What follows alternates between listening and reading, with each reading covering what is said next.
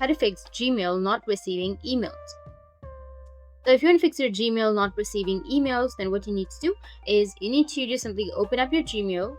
After that, go with more, or you can just simply go with your spam or trash folders, just in case something was deleted by accident or misorganized. If you find a legitimate message in spam, then mark it as not spam. Right click on it and then just simply move to any other folders, or click on the mail and then go with report as not spam. Also check the promotions, socials, and many folders which you find right here. Or if that doesn't work, then you can just simply go and check your storage. So what you can do is just simply open up your Google Drive. You can go with Google Apps, which will be in the top of your screen, and then scroll down a bit and then you will find your Google Drive.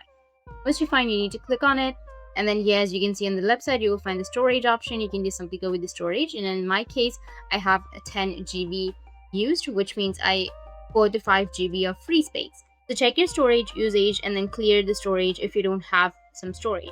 You can clean up your old attachments or from your trash folder. If needed, you can also consider a storage upgrade with Google One. If that doesn't fix your problem, then just simply go with your mail and then go with the profile, which will be on the top, and then you'll find the settings option, or just simply go with the gear shaped icon right here. Go with see all settings, go with filters and blocked addresses. If you use an email app like Outlook or Apple Mail, make sure the POP or IMAP is set correctly.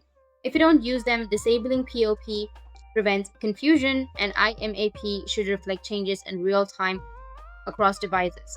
If things look stuck, then just simply go and refresh the connection. Sign out of your account and then again go and sign in back.